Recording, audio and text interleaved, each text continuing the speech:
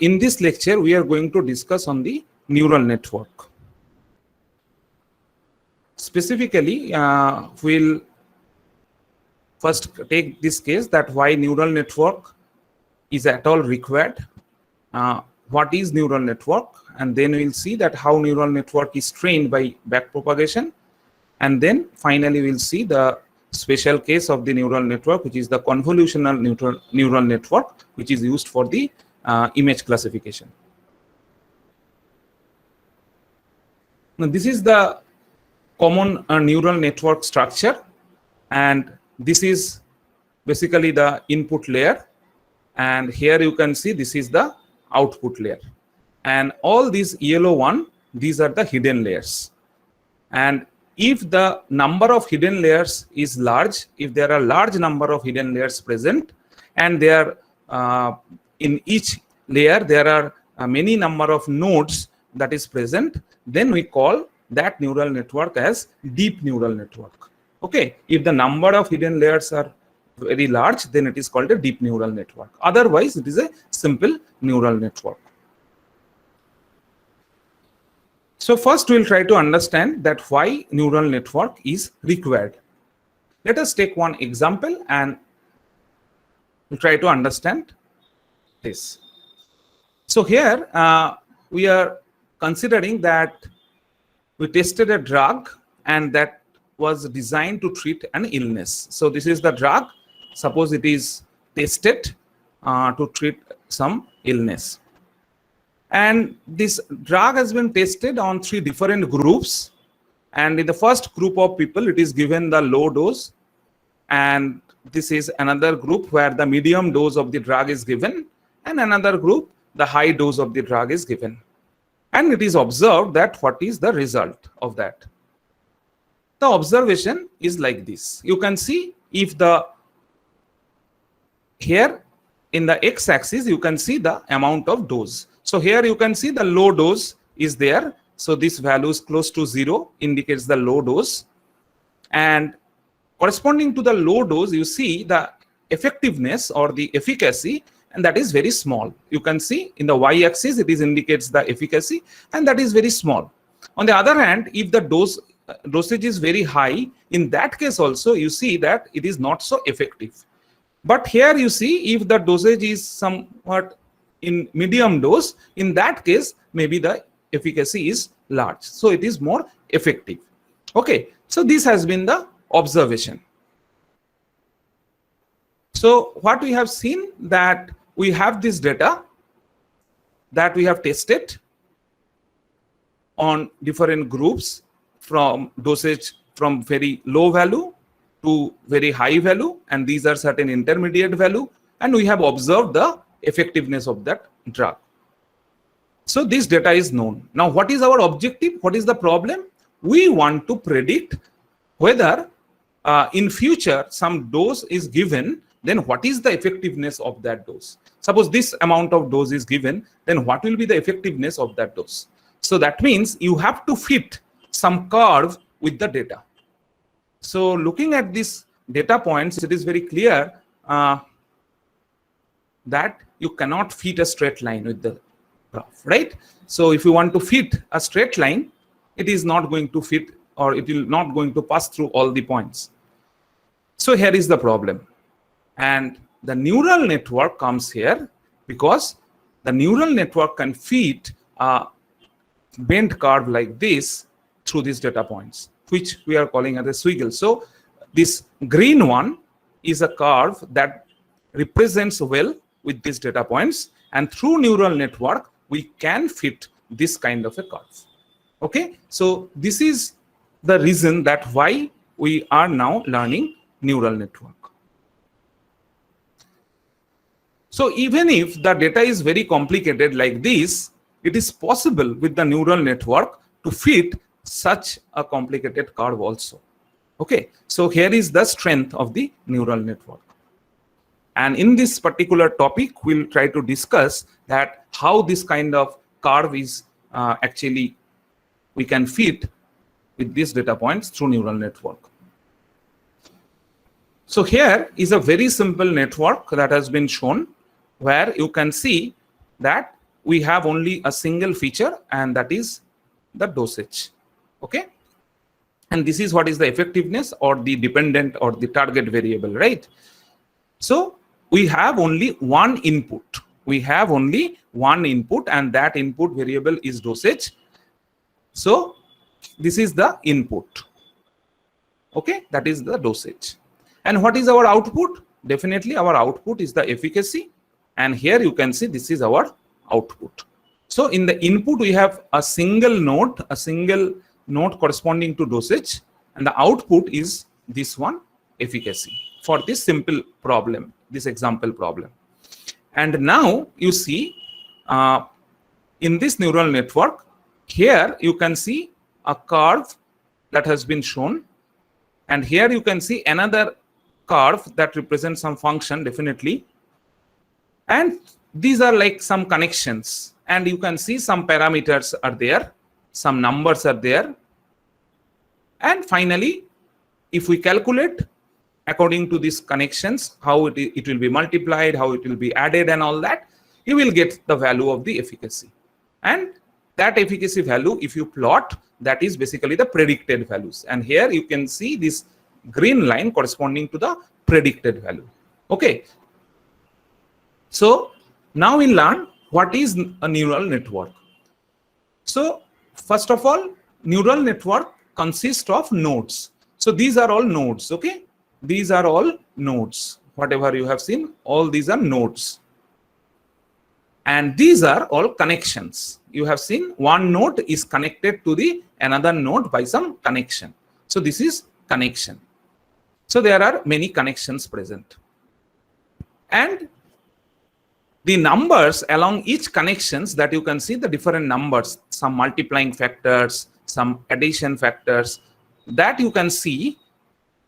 These are certain parameters, and these values are actually optimized through the input data. That means the known data, that tested data that is given. So that means when the neural network is trained with the data set, trained data set, then you can optimize all these values. And when these values will be optimized, then you can easily predict corresponding to any input what will be the output.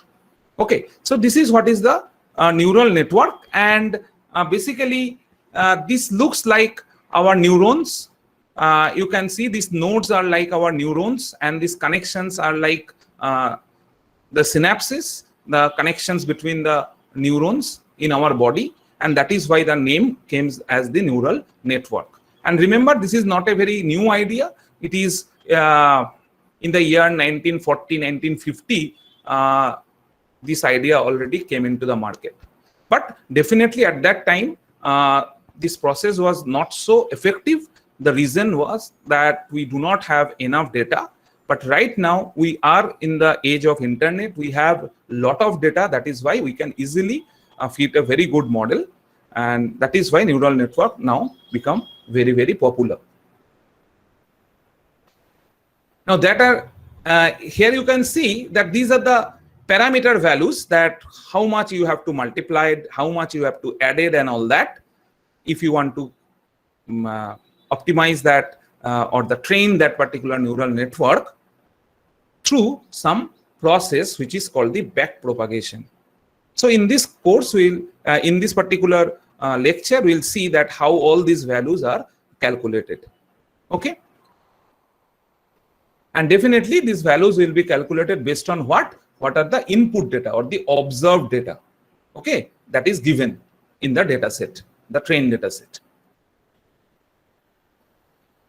Now you probably have observed that some of the nodes having this kind of functions or the curves, and these functions or curves having a special name, and that name is called, they are called activation functions.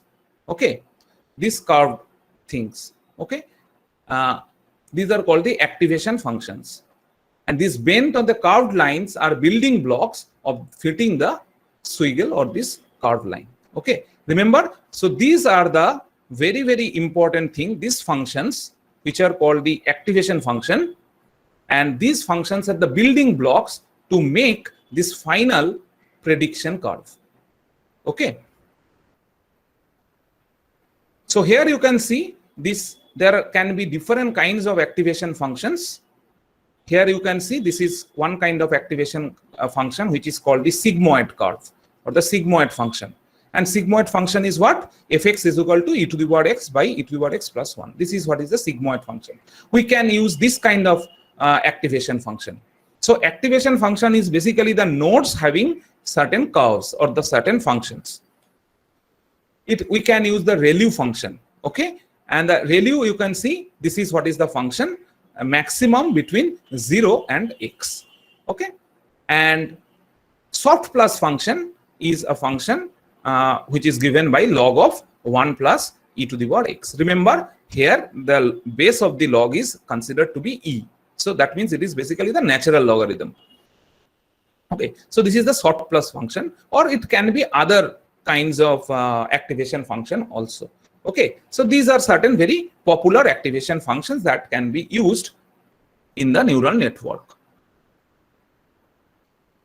Okay, so now let us see the different things, like only in our case only one input node is there. Okay, so one input node is there, and that is what? That is the dosage. That is the one input node. If there may be multiple number of features, in that case definitely the input nodes can be many input nodes. Okay, so in our case it is the one input node that is there, which is corresponding to the dosage. And we can see that two nodes between input and output was there, right? There were two nodes between input and output. Okay, so that we have seen. And one output node was there, which is nothing but the effectiveness. That is the output node that is there. But in general, in practice, neural network are usually much fancier. There you may find many number of intermediate layers. These intermediate layers are called hidden layers. And these hidden layers may have many number of nodes. Okay. This is what is the input layer, already you have understood, and this is what is the output layer. Similarly, the output layer may have many number of nodes, and input layers also may have many number of nodes. Okay.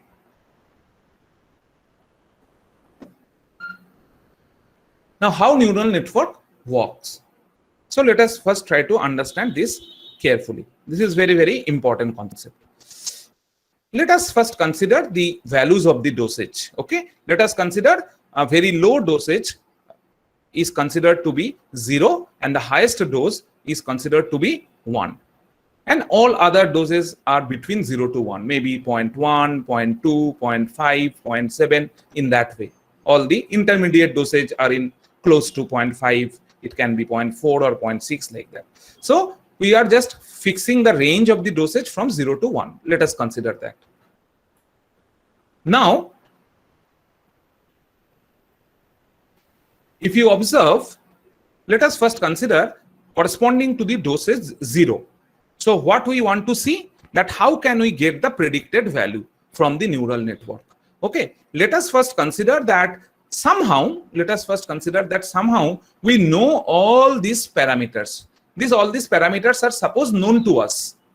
Definitely we'll learn that how to get these parameters, but let us first consider that we know the parameters and see that how can we get the final green curve or the predicted curve. How can we get that output curve?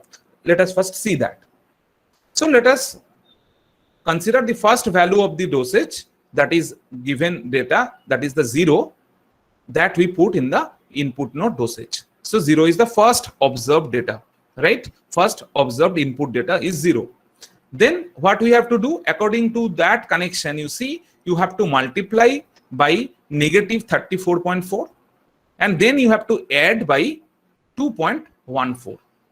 Okay, so if you do that, if you multiply 34.4 with minus 34.4 and add 2.14, what you are going to get is the x-axis coordinate in this graph. You will get the x-axis coordinate in this graph. Some value you will get. Suppose we will get this particular value. Then what we do, then it will pass to this activation function. Now this activation function in this particular example is a soft plus activation function.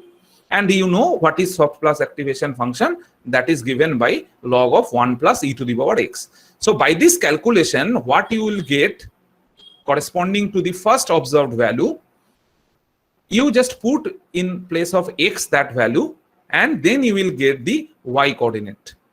Okay, and that y coordinate, if you just calculate, it will be 2.25. So this is the value that will be when it will come to the output of the activation function. And that has been actually shown here, 2.25. This is the value when it comes to this location.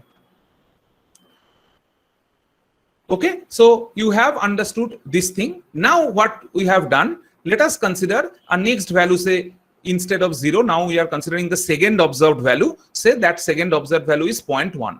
So corresponding to 0.1 dose, you just do the same calculation and you will get this value is finally coming 0.24. So if you just plot, so this is the point corresponding to 0.24. So in this way, what we are going to do, we will plot these points or the calculations that you have just seen corresponding to all the observed value from 0 to 1. Okay, so if you do that, what you will get, that the x coordinate values will vary within this red box, and the corresponding y values you have actually plotted, and you will get this blue curve.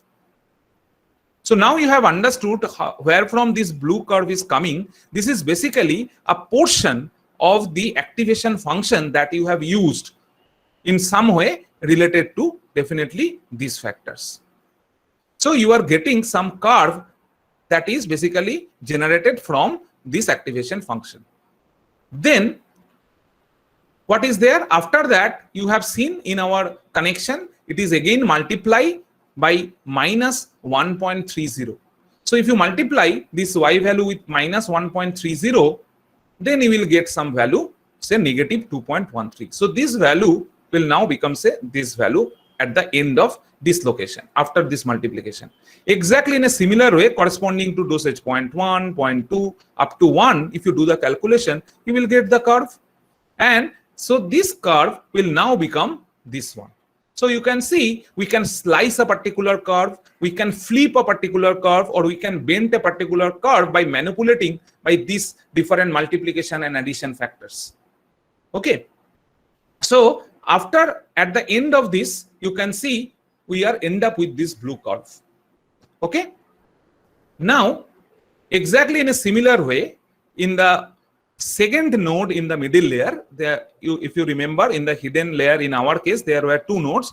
Now we are considering this orange one corresponding to the second node. Exactly in a similar way, initially corresponding to 0, we will calculate, then we will calculate corresponding to 0.1, 0.2, like 1, and do this calculation. And initially, up to this point, activation function, you will get that x coordinate will vary between this red box and the corresponding y value. If you plot, it will form this orange curve. And after that, definitely some multiplying factor was there. And if you do that multiplying factor, you will see that this orange curve will be shifted and bent by this curve. So basically, this curve is generating from these activation functions that you have understood. Okay, with the help of definitely this multiplying and addition factors. Okay. So after that, what was there? These two were added up. These two were added up in our network. So if we add this orange curve and the blue curve, it will create this green curve that you can see here. But definitely this green curve is not passing through this data set that we want to actually fit. And that is why you see it is added with some value, plus 0.58. And if you add this thing, then you see that this green curve will now shift, and finally it will fit the original data set. Okay, so this is the way how we are getting the final efficacy curve or the output curve from the input data set. So this is the way how the neural network is actually working. Definitely the question is that where from we will get these values, and that is what is called the training of the data, and these values or the parameters are found out by a method called the back propagation that we'll definitely learn. And in this respect, I just want to mention these multiplying factors. These multiplying factors are called the weights, and these addition factors are called the bias. We'll come into that, but before that, you see that you can understand that how we can create that squiggle that fit the data set. Even if for a complicated data set is there, we can use many number of hidden layers, and in each hidden layers we can use many number of nodes, and we can create very, very complicated curve that will fit the data set. So that is possible. So here is the power of the deep neural network, and that is why it is called the deep learning. Okay. So these multiplying factors are called weights. This is the technical term, and these additive factors are called the biases. Okay, so these are bias and these are weights. And already we have told these curves are called the activation functions. These are basically the building blocks, how the predicted curve will be actually generated out of those curves by different manipulations, slicing, flipping, shifting, okay, by that way. Now, how backpropagation optimizes weights and biases. Now we learn that how can we find out this optimized value, these weights and biases. Okay. So here you see, let us consider this particular example. What is our objective? We want to optimize weights and biases. So we want to find out these quantities. Basically, we want to find out what are these multiplying factors, what are these additive factors, and all that we have to find out. Okay. So for that we need two concepts. One is the chain rule, and another one we have to know, that is gradient descent. Okay, this is one of the way we can optimize. There are other optimizers also, but in this particular lecture I will only stick to this particular optimization technique, gradient descent. Okay. The idea of a gradient descent will explain definitely. The idea is that let us consider that some parameter that we want to say optimize, and that is varying with certain quantity. So how can we find out if this quantity is the corresponding to some error? Here you can see sum of square residual. So sum of square residual is a kind of error that we'll see what is that quantity, and how can we find out the lowest error corresponding to that particular value, and that will be the optimized value corresponding to that. That we are going to see. What is gradient descent? We'll see. Okay, let us first give some name to all the parameters. So we have given the name, this multiplying factor or the weight, we have given name W1, W2. This bias we have given name B1, B2. This one say W3, W4, and say this is B3. So what is our final objective? Our final objective is to find out all these parameters from the given data set, the input data set, if you remember, dosage, corresponding efficacy that you were tested during the experiment first. Okay. So we can discuss, let's first consider the situation, a very simple situation. Let us consider that all these green values that has been already optimized. Let us take a very simple situation first. We consider that W1, W2, B1, B2, W3, W4, we already know. We know the optimized value of these quantities. Only thing that we do not know is B3. First we take this situation, then we'll see that if we do not know these three parameters and we know other parameters, and finally we'll see if we do not know any parameters, how to find out that. Step by step we'll learn so that it will be easier for you to understand. So first we are considering, we know all these optimized parameter. Okay, these are not arbitrary parameters. Green means optimized. Okay, we know the optimized parameters. and we do not know B3, and what will be the technique to finding out B3. Okay, that we want to see first. Okay, so if we know these green values, then definitely corresponding to each observed input value, we just put from 0 to 1 these values, and what we do, we just simply multiply, we can add, and we can again after activation function we can multiply and all that, and we can create this blue curve.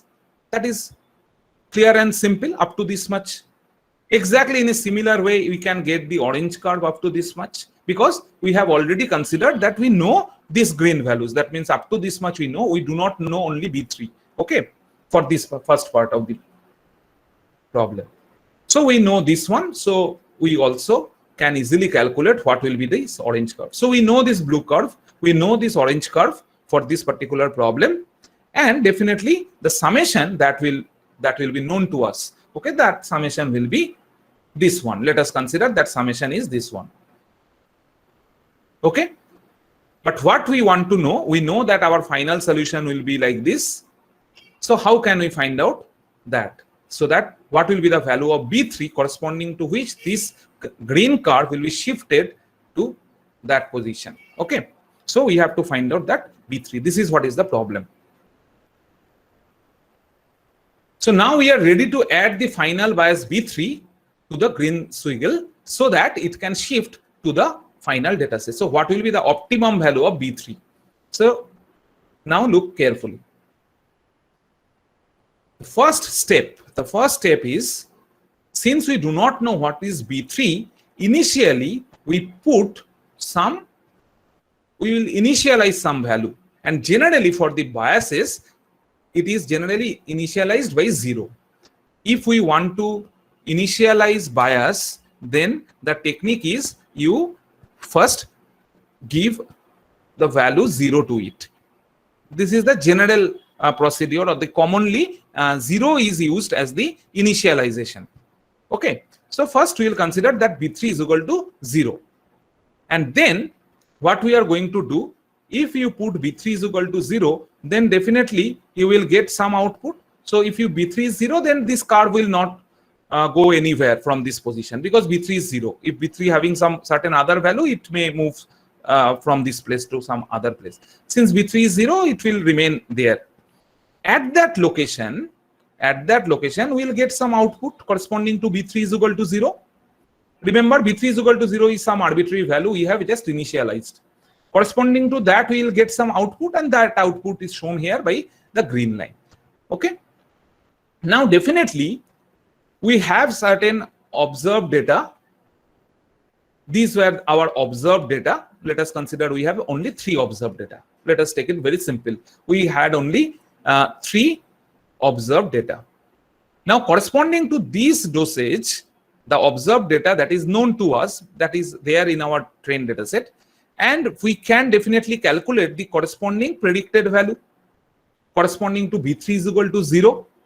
Okay, so we will simply calculate these values.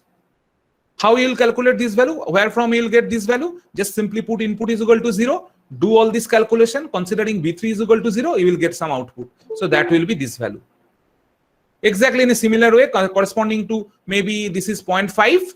Dosage equal to 0.5. Put this is equal to 0.5 and do all these calculations. You will get the output corresponding to B3 is equal to 0. So basically, corresponding to B3 is equal to 0, you go through the neural network and you will get the predicted values. So these are basically the predicted values. And what are these? These are the observed values. So definitely predicted values and the observed value are not same. That means there is error. So from here, you will be able to calculate what is the error for each observed value. What is the error? So this is what is the error. Okay. So now this is also called the residuals. Okay. So what we are going to find out is the sum of the squared residuals, so that the positive negative effect does not come. So what we are going to do, we'll first find out what is the residual, how the residual is defined. That is basically the observed value minus predicted value. That means this distance. Observed value minus predicted value. That's all. Okay. And then what we do, we'll simply square this value. So square of the residual. And then what we do? For each observation, we'll find out this and we'll make the sum of those squares. So that is why it is called sum of square residuals. So what is sum of square residuals? It is for each value. That means corresponding to this dose, corresponding to this, and corresponding to this, you find out the residual and square it. Find out the residual. This is corresponding to this one. Okay. Find out the residual and square it. Find out the residual and square it. And this is what is the sum of the squared for all the data. Here we have only the 3 data. That is why 3 squares you are getting. And in this way, you get some value which is called the sum of square residual. So in our case, when B3 was 0, remember, corresponding to B3 was 0, we have calculated all this predicted value. Remember, all this predicted value that we have calculated based on B3 is equal to 0. So corresponding to B3 is equal to 0, what we got? We got the sum of square was 20.4. Okay, so sum of square is 20.4, corresponding to B3 is equal to 0. Now what you do, you simply make a curve where in the x-axis you write B3 because that you want to optimize, and in the y-axis you write the sum of square residuals, and corresponding to B3 is equal to 0, corresponding to B3 is equal to 0, what is the sum of squares that you have just observed? You just put that value, that is 20.4. So this is what is the 20.4. Now what you do? You have other options, like you can change the value of B3, some different value, 1, 2, 3, 4 and all that, and the corresponding to that you can again find out the sum of square by the same procedure. Okay, so corresponding to B3 is equal to 1, if you do all this calculation, you will get the predicted curve like this. So this will be the corresponding predicted values. You put those values and find out the sum of squares, and you will get maybe this point. So in this way, what you can do, that you can put different values of B3, tons of values of B3, and you can see that how this is varying. You can check. Maybe you will get this kind of a pink curve. And which one, corresponding to which B3, this sum of square residual is minimum, that is basically what you want to find out. That B3 is basically the optimum B3. Okay. So this is the way we find out B3. But definitely there is a procedure. We have not yet described what is the gradient descent method. But how to reach this point, how to reach this lowest point, there are different techniques by which you can very quickly goes to this lowest point. Okay. So there are different techniques. One of the technique is gradient descent method. There are other optimizers also. By that also we can reach to this point very quickly. But one of the very popular one is the gradient descent, and we'll see that what is gradient descent. So now corresponding to the lowest B3, if you put that value B3, we know there the sum of square residuals will be minimum, and that B3 if you put, finally you will get that your predicted curve will be like this, because corresponding to which your observed value and the predicted value, the error will be minimum. Here it is showing almost 0, and that is why it is almost matching through all the points. But it is basically the minimum point that of the square sum of the square residual that we are looking for the optimum B3. Now, what is gradient descent? To quickly find out this point. So one of the thing that might come to your mind that, okay, we can easily find out the point where the differentiation is 0, that is the minimum point, but that technique is not numerically suitable. So what is actually done, it may take a lot of time to create that curve, because you have to put in that case all the values and all that to get this curve, and after that you have to do. So what is done by gradient descent, what we do, the technique is, when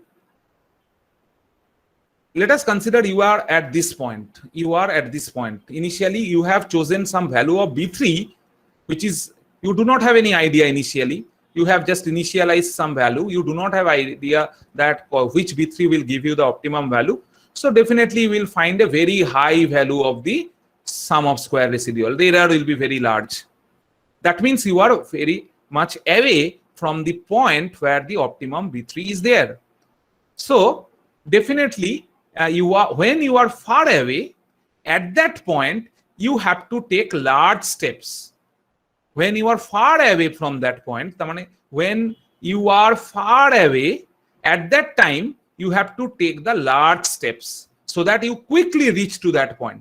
But when you are very close to that point, then you take the small steps to reach that point. This is what is the idea of the gradient descent. Okay. It is not that in each and every step you move by 0.1 or 0.01. So in that case, it will take a very long time. Okay, so the technique is, when you are far away, you take the large step. When you are close to that point, you take the small steps. And how can you identify that you have to take the large step or a small step? When the error is large, then definitely the slope will be large. If the slope is large, so your step size should be proportional to the slope. And when you are very close to that point, your slope will be small. So your step size will be proportional to the slope. Then you can achieve this particular thing. Let us try to understand. So what we have seen, that what is sum of square residual? It is basically, in our case, there were 3 observations, first, second and third observation. So what we have to do, observed value 1 minus predicted value 1. This is observed value 1 minus predicted value 1. Then observed value 2 minus predicted value 2.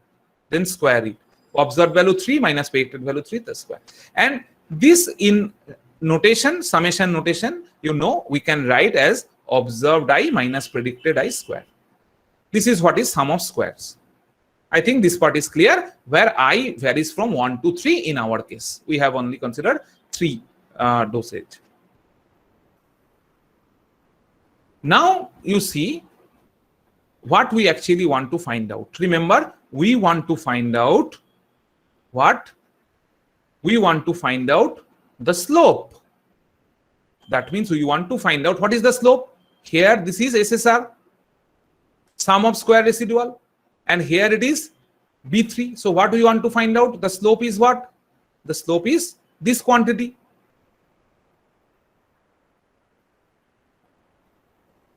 Okay. So this quantity is basically the slope. So this is what we want to find out. And to find out this, we have to see that what is the expression of sum of squares. So we have seen already sum of squares is equal to sum of observed value minus the predicted value. Observed I minus predicted I, then it's square. This is what is SSR.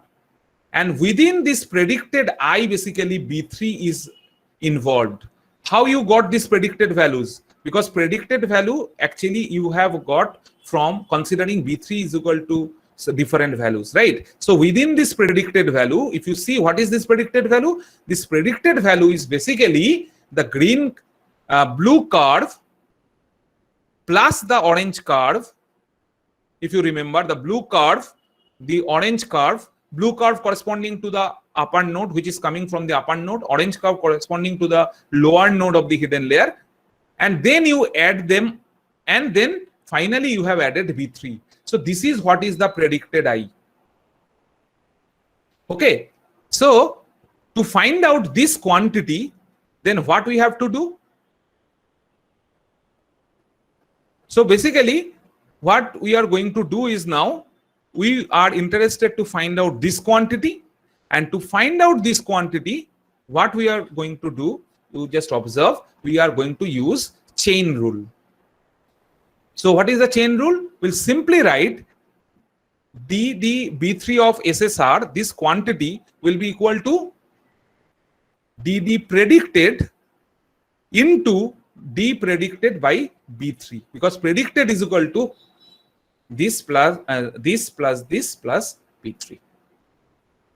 Okay. So first we'll calculate this differentiation, and then we will calculate this differentiation, and then we will multiply, and that will be the slope that we are looking for in this curve. Okay, so what will be the first differentiation? What will be this differentiation? If you differentiate this quantity with respect to predicted, it will be simply these two will come forward, then it will be observed minus predicted, and then the differentiation of minus predicted. If you do that, it will be -1. So that is why it will be -2 into observed minus predicted. This is very simple. And then what we have to do? We have to do the second part. What is second part? In the second part, you have to differentiate predicted with respect to B3. And you see this blue and orange, these are fixed. Only B3, that is, you have to differentiate, because this is basically the partial differentiation with respect to B3. And if you do that, it is coming 1, because all other things are fixed. Okay, so this is 1. So finally, your answer will be what? This is what is the differentiation with respect to predicted, and this is what is the differentiation of the predicted with respect to B3, and this is what is the slope. So once you know the slope, then you are in a position to use the gradient descent, because in gradient descent we know the step size is proportional to the derivative or the slope, and we already know how to calculate the slope by this formula. So what we are going to do now, just you observe here, if you just expand, it is for the first observation, you see this is written in terms of I. Now if we just expand, we will get the 3 different terms. So that 3 different terms actually expanded the differentiation that you can see for the observed 1 minus predicted 1, observed 2 minus predicted 2, observed 3 minus predicted 3.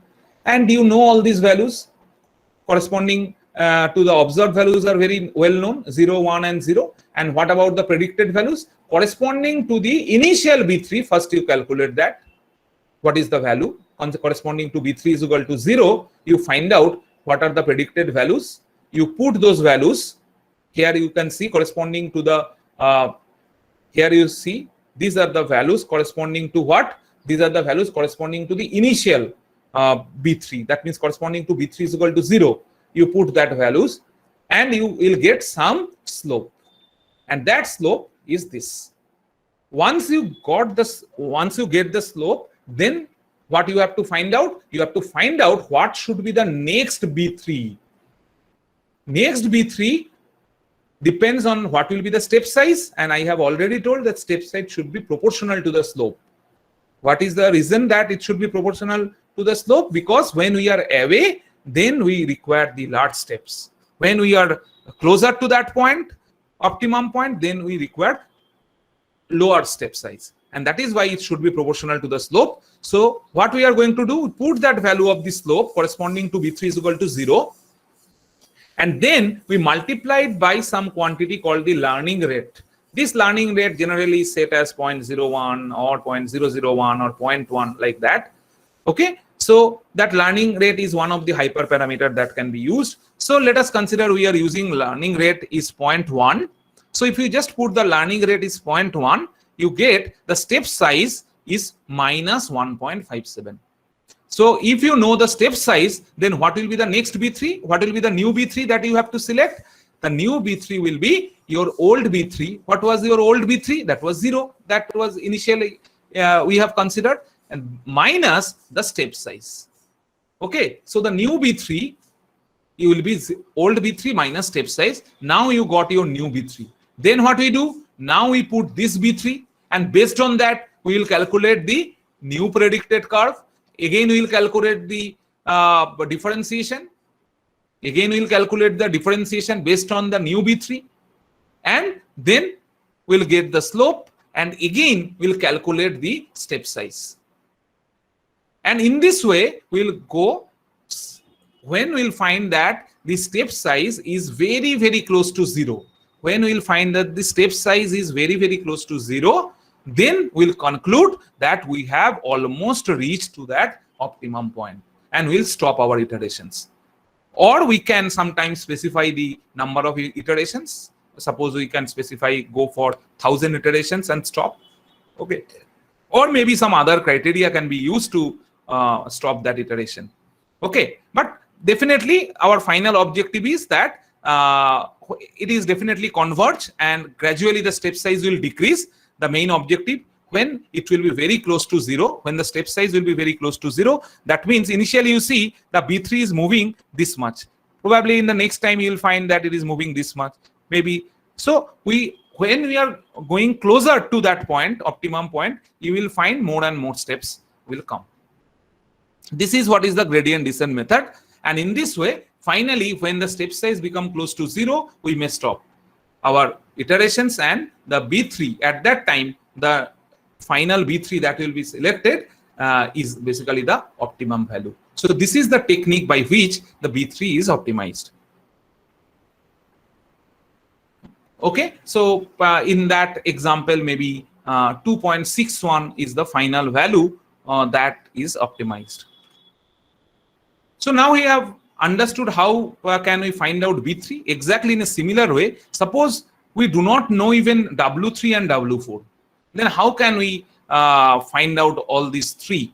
But again, we will consider that we know these weights. Suppose these weights and biases we know, but these things we do not know. How can we approach? One by one, we'll try to clear these ideas. Basic idea will remain same. So first thing is the initialization. The initialization we have already specified for the bias. What we initialize, generally we initialize with 0. But for the weights, generally the initialization is done by some random values taken from standard normal distribution or other distributions. Okay, so let us consider from the standard normal distribution, we have taken 2 values. Okay, so standard normal distribution, you know that the mean is 0 and the standard deviation is 1, and that is what is the standard normal distribution. So we have taken 2 arbitrary value. Remember, these 2 values are arbitrarily taken values. So this is basically the initialization. So we initialize some value first of W3 and B3, exactly in a similar way that we have done earlier. Now we know that what since these weights and biases are known, so we'll get this blue curve and we'll get this orange curve, and if we add them, we'll finally get the green curve. Remember, when we'll get this green curve, that is based on our arbitrarily taken initialized values of weights and initialized values of B3. Remember, these are not optimized values. That is why they are written in red. Okay.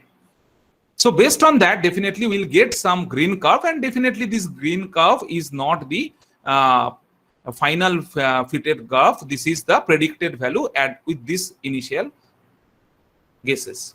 Then what will be our step? Our step will be very simple. Exactly in a similar way, we'll find out the sum of squares for each of the observed values. And then what we do, corresponding to B3, we can plot the values and we can see this kind of a graph. We can change the values of B3 and we can get some curve. But what about the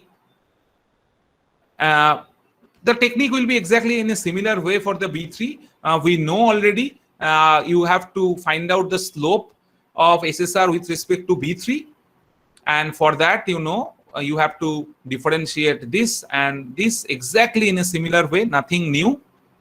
And if you do all these calculations, you know how to reach to optimum B3.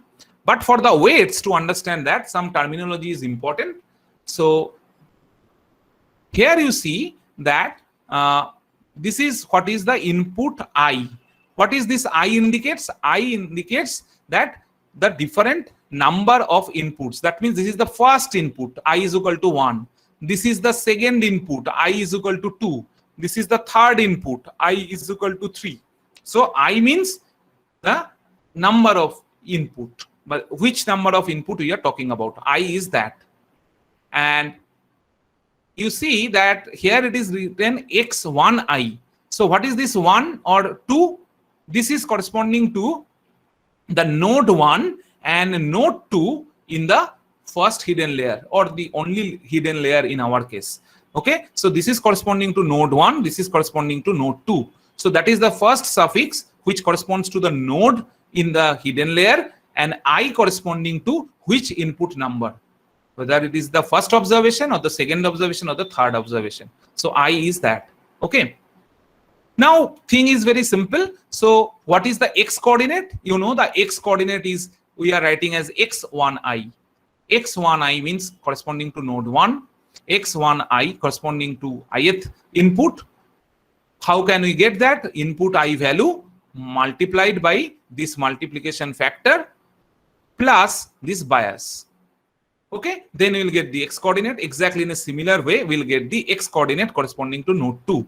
Symbol is very important, x1i, x2i. Okay, so I corresponding to the input number, and 1 and 2 that is written first, that is corresponding to the node number.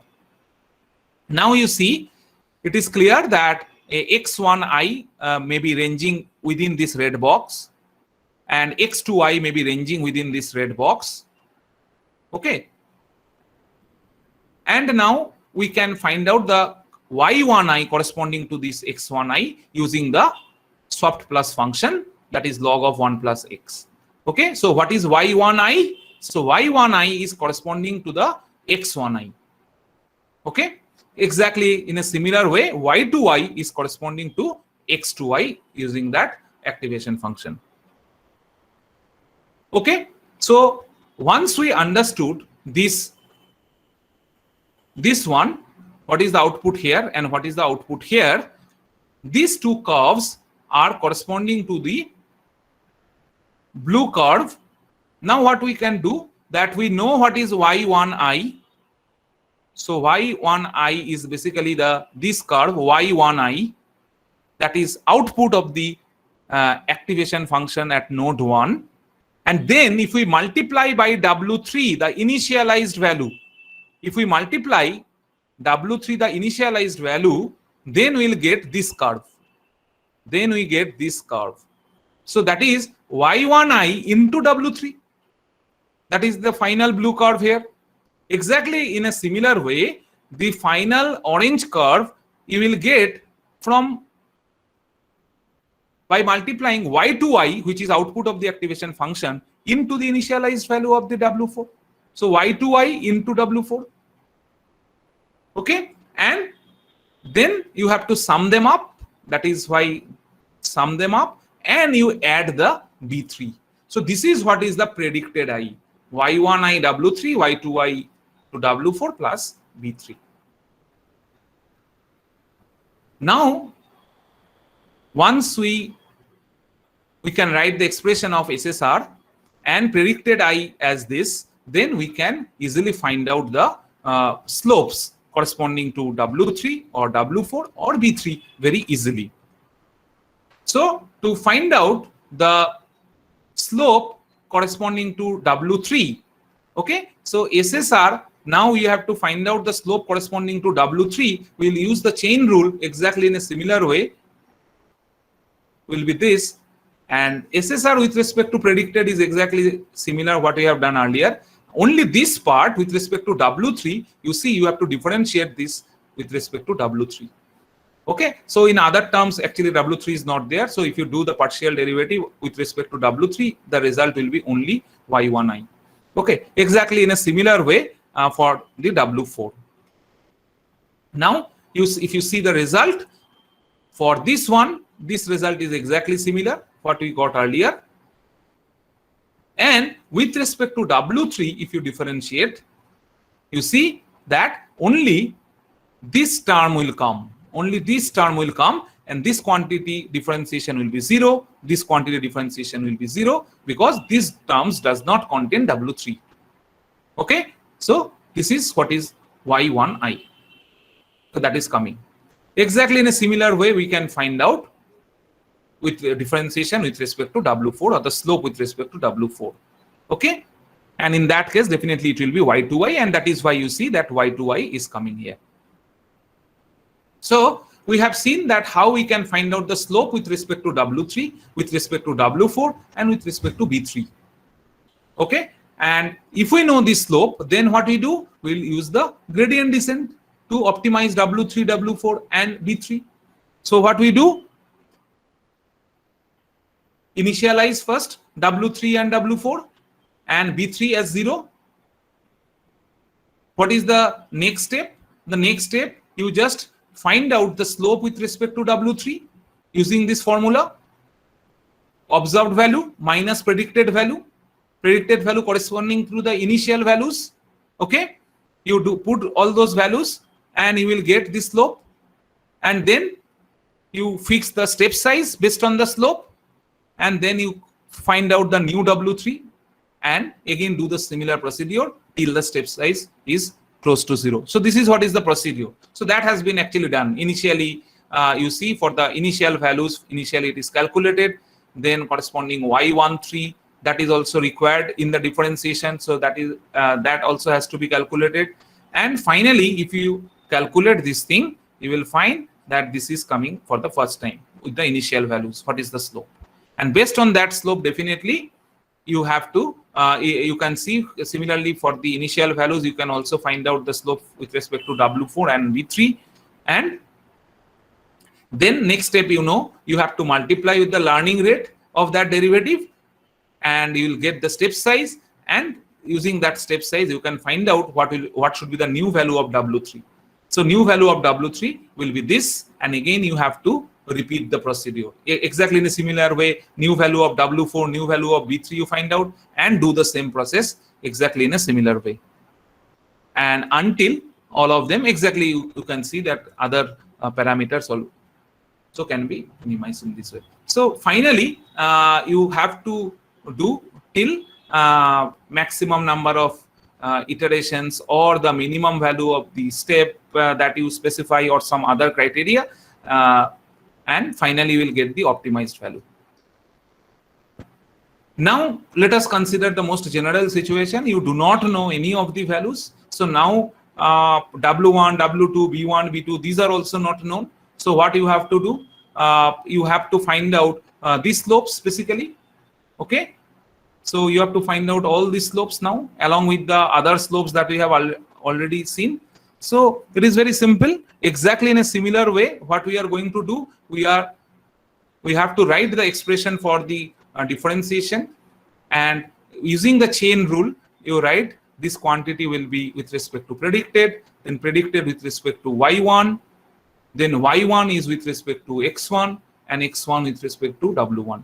Because you can understand this is what is the predicted, y1i w3, y2i w4, that we have already seen. Now what is this y1i? Because this y, within this y1i, basically w1 and b1 is hidden, because y1i actually coming corresponding to x1i, and within that x1i basically w1 and b1 is there, because you know that y1i is basically what, log of 1 plus x1i na?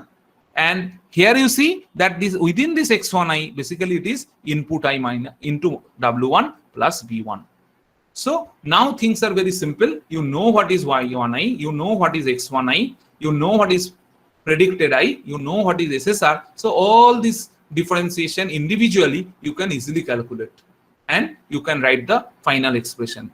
Okay, so exactly in a similar way you have to do it for the W2, W3, W2, B1 and B2. Okay, so that actually has been done. You see that differentiation with respect to predicted for SSR. So this we have already seen. Now predicted with respect to y1, that is basically W3. Now you see dy1 with respect to x1, that is basically the differentiation of this quantity with respect to x, and differentiation of x1 with respect to w1, that means differentiation with respect to w1 is nothing but the input I. Okay, so now if you just put all these things, you will find this quantity, and remember what is this x? This x is basically corresponding to input into w1 plus b1. Okay, so now if corresponding to each of the values you do exactly in the same way for the other parameters also, you find out, and here all the slopes you find out, and then you optimize using the gradient descent. exactly in a similar way. So here it has been shown initially what is done, all the weights, all the unknown weights actually arbitrarily taken from the standard normal distribution. Then all the biases are set to 0. Then you know already the formula for the differentiation. So for each of the observed values and the predicted values, with the initial values you first do and then go to the next step. You know, for the initial values it has been calculated, then the step size is calculated, and after that you know the new value is calculated. Exactly in a similar way the other parameters also done, and it is gradually modified, and finally you will get all the optimized value at the same time. So this is what is the technique, and this particular technique is called the back propagation. Okay, as if you are coming from the back, and gradually, why you are coming from the back? Because SSR that is coming, which is basically at the end. So based on the predicted values, and then using that value to minimize that value to optimize that other parameters actually decided. That is why this is called the back propagation method, and through which we can optimize all these values. Now we'll coming to the convolutional neural network. Convolution neural network is a technique by which we can analyze the images. We can classify images. Okay. So here you can see one example. Let us consider this is the letter O that has been written, handwritten digit on the screen. If you see carefully this particular picture, if you zoom it, it is nothing but it is combination of different pixels, and these pixels you can write in that way, which are white are like 0 and which are black are like 1. So basically an image is nothing but combination of these pixels of 0 and 1. Okay, here you can see the letter X. It is basically the combinations of 0 and 1, nothing else. Now we'll see that how can we identify or classify a picture that is letter O or X. So that is what is our objective here, and through that we'll learn what is CNN. Let us consider this particular picture.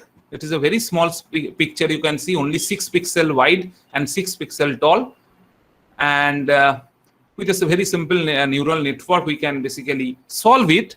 But in you can see that if we just make an array of all these numbers, that will be basically the input of that picture in the neural network. If we want to make a neural network of that simple neural network that we have just learned, so in that case for this picture, what will be the input? The input will be basically all these numbers written in a column.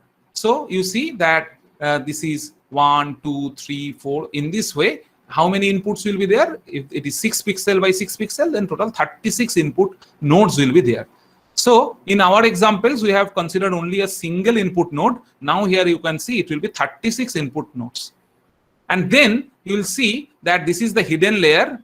And in that hidden layer, this is the activation function. And you see that this particular hidden node is connected to each of the input node. So with this input node, with these connections, you can understand there will be 36 connection. So how many weights will be there? So 36 weights will be there corresponding to each input node. So you can understand that 36 weights are there. So that you have to optimize even for these small pictures. Okay.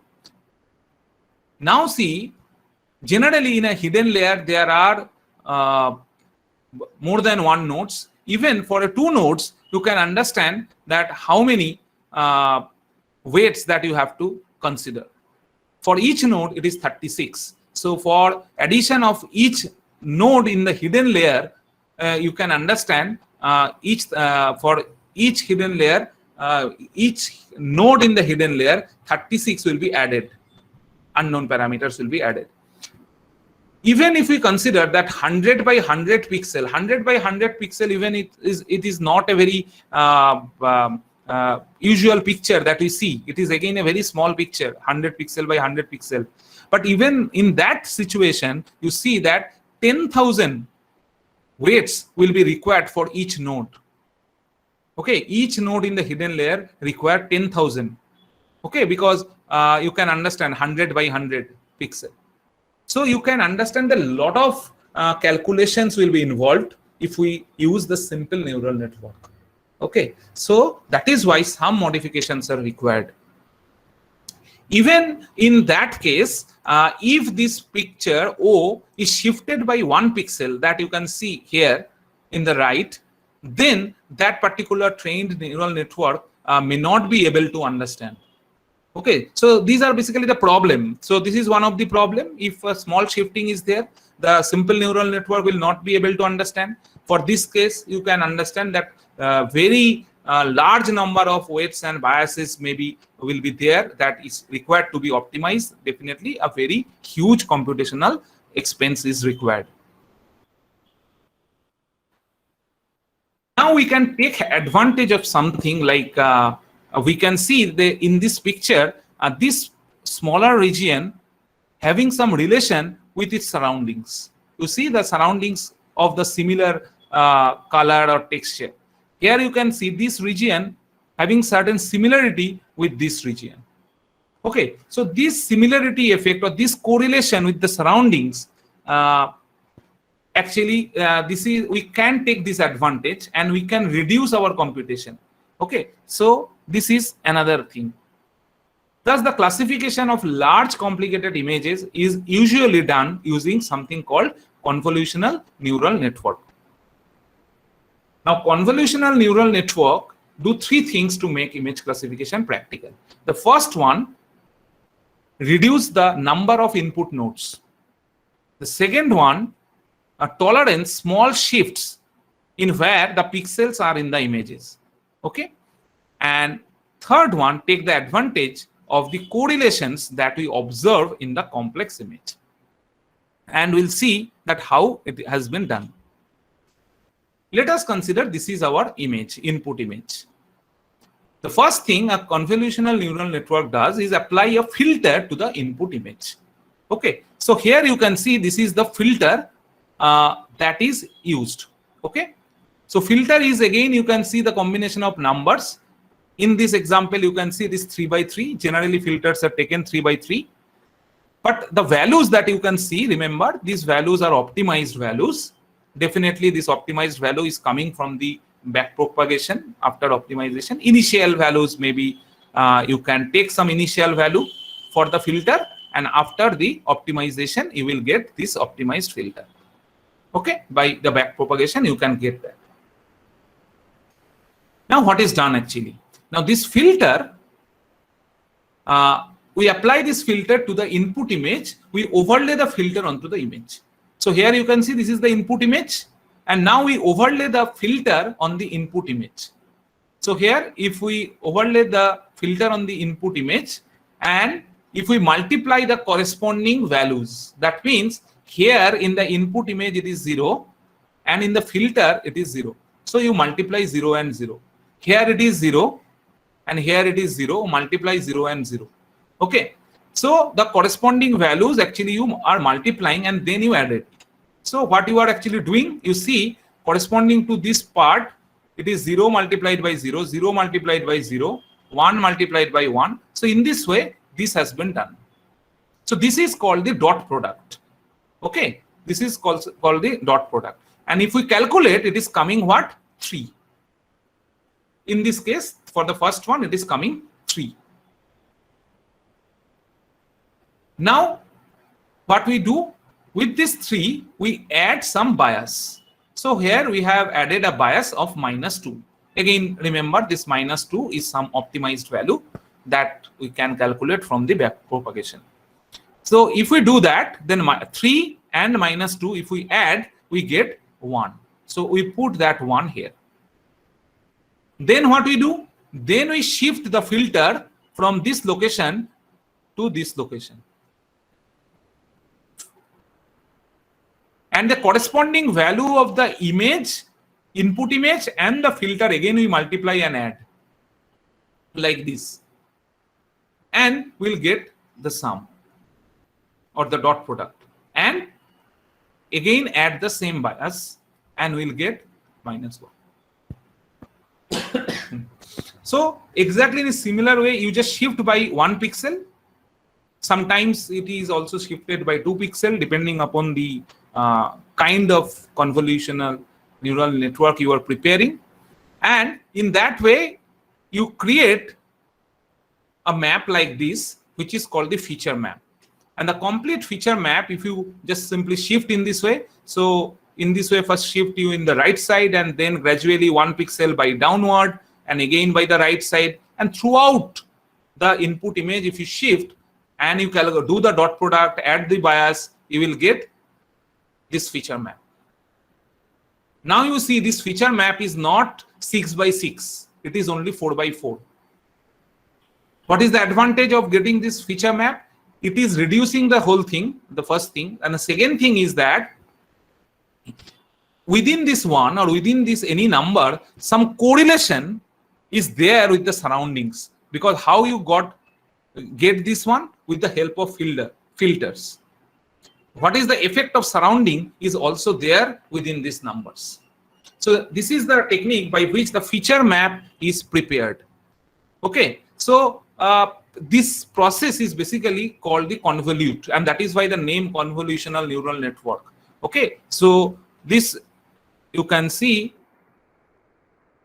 we can say that the filter is convolute with the input image. That means that making this dot product and creating that feature map is basically the convolution operation. Okay, so that is why the name convolutional neural network. So after getting this feature map through this filter or through this convolution, then we pass it through an activation function, which is ReLU operation. So ReLU activation function, already you know what is ReLU activation function. If you remember, ReLU activation function is maximum of 0 and x. What is the meaning of that? That means if the number is negative, then definitely its output will be 0, because 0 will be maximum in that case. And if the number is positive, then that number itself is the value of the function. Okay, so this ReLU function, what is actually do? All the negative numbers will become 0 and all the positive numbers will remain at that number. So here only these two numbers were positive, and that is why you can see those two numbers. So this is what is the ReLU function. That is also clear from the graph that you see in the negative side everything is 0, in the positive side it is making 45-degree angle. So after this ReLU operation, what is done? Again, a kind of filter is used, and you see on the after ReLU operation, post ReLU feature map, if you consider, then this particular filter, it is not actually the filter, this particular operation, you just consider this 4, let us consider 2 by 2. Now in this 2 by 2 matrix, what you do, you find out which one is the maximum. You find out which one is the maximum. So here the maximum is 1. So you just simply write 1.